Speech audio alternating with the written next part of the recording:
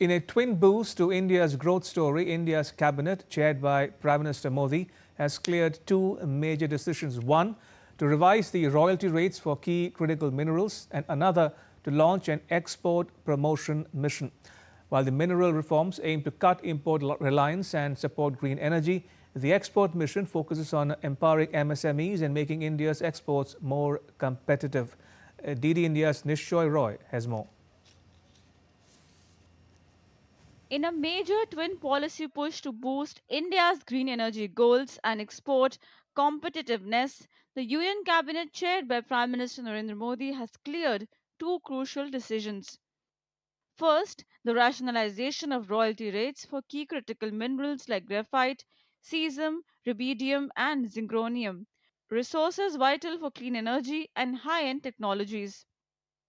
And second, the launch of ambitious export promotion mission aimed at building a stronger and more resilient export ecosystem for India's MSMEs, first-time exporters and labor-intensive sectors. I'll first come to the export promotion mission.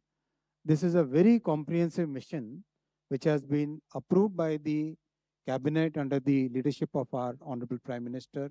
As you recall, in the previous budget, this announcement was made that one export promotion mission will be started.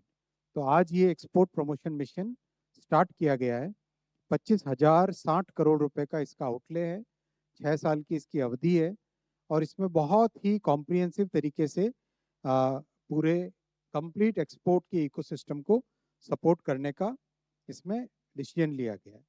Both moves are being seen as part of India's broader strategy to strengthen economic self reliance and global competitiveness, especially at a time when China continues to tighten its grip on global mineral supply chains. Under the new policy, the government has shifted royalty calculations for graphite from a fixed per ton basis to an ad valorem system, which links the royalty directly to the market price. For graphite, with over 80% carbon, the royalty has been set at 2% of the average sale price, while for other grades it will be 4%. In the case of zirconium, the royalty rate is 1% of the average sale price, and for rubidium and cesium, it's 2% each.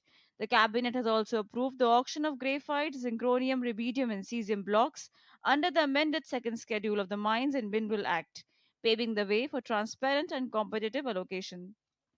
कुछ critical minerals देश में ऐसे हैं available जिनके royalty के structure को change करने की ज़रूरत थी.